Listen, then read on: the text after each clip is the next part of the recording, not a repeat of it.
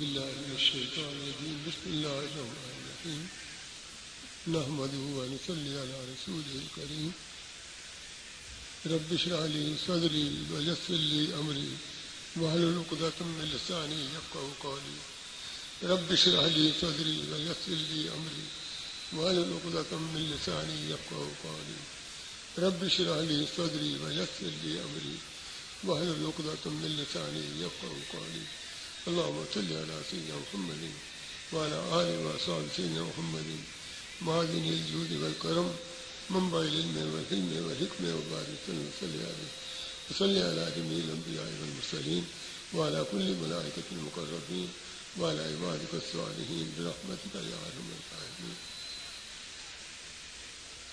اشتہار میں میرا خطاب لکھا ہوا ہے، نہ میں خطیب نہ خطاب نہ پیر نہ فقیر، حضرت صاحب کے ہاتھ پر رکھتا ہوں، پڑھا دیتا ہوں، بس اتنا ہمارا کام ہے، باقی کچھ بھی نہیں. نہ میں عالم ہوں نہ کچھ. بہرحال کچھ ٹوٹ کے مجھے یاد ہے، وہ بلکہ کئی دفعہ دہرائے گئے ہیں، تو وہی میں آپ کو بیان کروں گا. اللہم صلی علی سیدنا محمد وعلی سیدنا محمد. نبی کریم صلی اللہ علیہ وسلم عرش اعظم پر تشریف لے گئے. معراج شریف میں اللہ تعالیٰ نے امت کے لیے نبی کریم صلی اللہ علیہ وسلم کو 50 نمازیں عطا فرمائی. آپ واپس آئے، حضرت موسیٰ علیہ السلام سے ملاقات ہوئی. آپ نے فرمایا کہ میں ان قوموں سے واقف ہوں، یہ 50 نمازیں نہیں پڑھ سکیں. آپ کے فرمانے پر بار بار نبی کریم صلی اللہ علیہ وسلم تشریف لے گئے. ہو سکتا کہ اللہ کا مدعا یہی ہو کہ حضور بار بار تشریف لائیں، میں رات بار بار آپ کی ملاقات کروں اور استقبال کروں. بہرحال آخر میں 5 نمازیں رہ گئی. حضور نے فرمایا کہ میں اب شرمسار ہوں کہ 5 بھی میری قوم نہیں پڑھ سکے گی، لہذا حضور نے 5 نمازیں قبول فرما لی، وہ ہم پر فرض ہو گئی. اب ان 5 فرض نمازوں میں تخفیف کا، ترمیم کا ہمیں کوئی حق نہیں کہ ہم 4 پڑھیں، 3 پڑھیں یا 2 پڑھیں یا نہ پڑھیں. نبی کے انصاف نے 5 نمازیں قبول فرمائی. 5 نمازیں ہم پر فرض ہیں. اگر ہم 5 نمازیں پڑھیں گے تو ہمیں ان 50 کا ثواب ہوگا. گویا نمازیں 5 پڑھیں گے، ان 50 کا ثواب ہوگا جو اللہ تعالیٰ نے فرض کی ہیں. نمبر 1. دوسرا اللہ کا فرمان ہے من جاء بالحسنات فلہ عشر امثالھا، جس نے 1 نیکی کی اس کو اس کا 10 گنے اجر ملے گا. ہم 5 نمازیں پڑھیں گے، وہ بھی 10 گنے ہمیں اجر ملے گا. وہ ہمیں 50 کی بجائے 100 نمازوں کا ثواب ملے گا. 50 نمازیں تو ہوگی جو اللہ تعالیٰ نے فرض کی، اور 50 نمازیں وہ ہوگی جو 10 گنا اللہ نے ثواب دیا ہے. تو ہمیں 100 نمازوں کا ثواب ملے گا اگر ہم نماز پڑھتے ہیں. ہمارے پاس ایک کتاب آئی ہے، اس میں لکھا ہے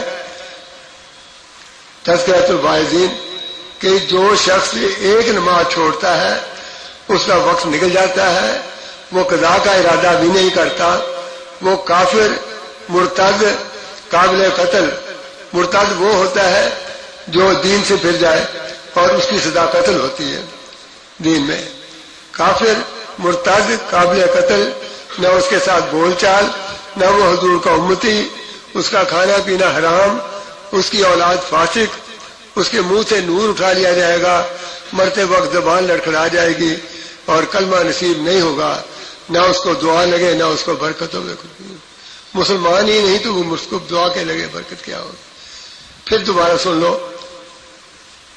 کسی کو شک شبہ نہ رہے، میں کتاب کی بات کر رہا ہوں اپنے پاس سے نہیں، کہ جس کی 1 نماز رہ گئی اس کا وقت نکل گیا، اس نے قضا کا ارادہ نہیں کیا، وہ کافر، مرتد، قابل قتل، نہ اس کا جنازہ، نہ اس کے ساتھ بول چال، نہ حضور کا امتی، اور اس کا کھانا پینا حرام، اس کی اولاد فاسق، منہ سے نور اٹھا لیا جائے گا، مرتے وقت اس کی زبان لڑکھڑا جائے گی، کلمہ نصیب نہیں ہوگا، نہ دعا لگے نہ برکت ہو.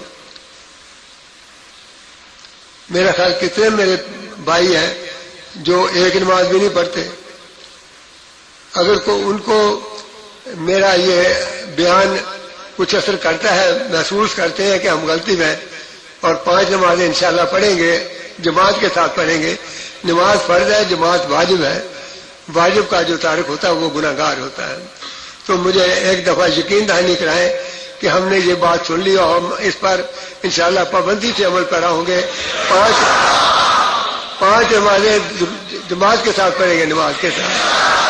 چلو ایک مسئلہ حل ہو گیا، سارے مسلمان ہو گئے. اب ایک مسئلہ یوں ہے کہ ماں باپ کی فرما برداری کا.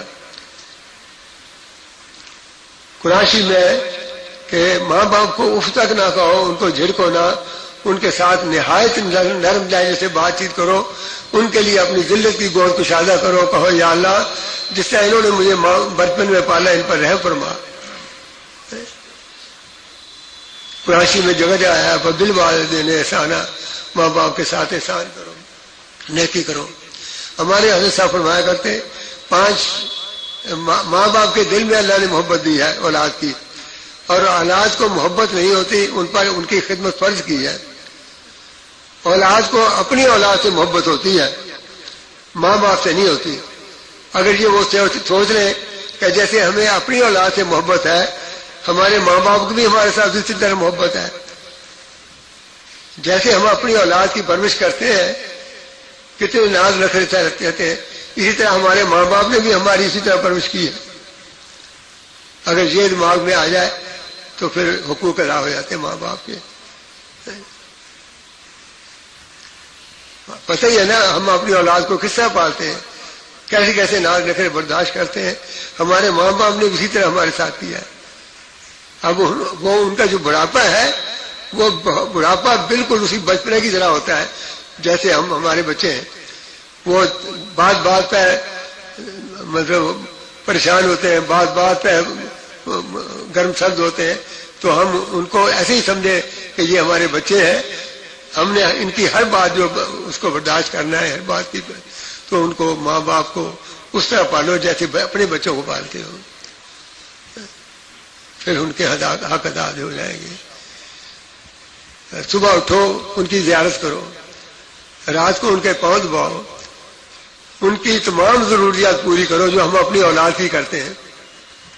ان کا کھانے پینے کا خیال رکھیں، ان کے کپڑے پر ان کا رہنے کا چاہے، اگر وہ تکلیف میں ان کی تکلیف میں ان کے کریں ساتھ.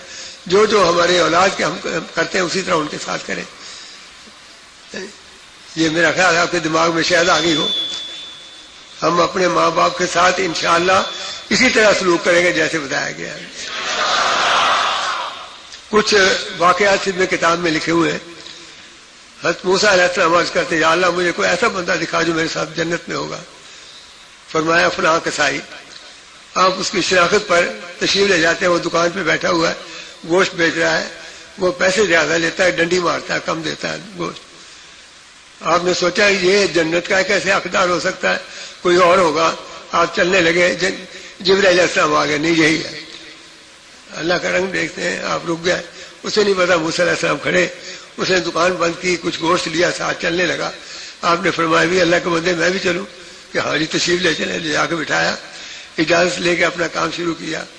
وہ گوشت اس نے پکا کے شوربے کی طرح کیا. پھونڈی کے ساتھ دمبیل ٹنگی ہوئی تھی، اس کو اتارا، اس میں سے بڑھیا نکال کے اس کو نلایا دھلایا، کپڑے بدلی کیے. وہ گوشت چمچے کے ساتھ اس کے منہ میں ڈالا. اس نے کھانے کے بعد کچھ بات کی، وہیں ٹانگ کے حاضر ہو گیا. فرمان لے کے کیا معاملہ ہے جی؟ کہ جی یہ میری ماں ہے، میں اسی طرح خدمت کرتا ہوں. اس نے تیرے ساتھ کیا بات کی ہے؟ کہ جی اس نے مجھے دعا دی ہے اللہ تعالیٰ تجھے موسیٰ علیہ السلام کے ساتھ جنت میں داخل کرے. کہاں ایک ڈنڈی مار، گوشت کم تولتا ہے.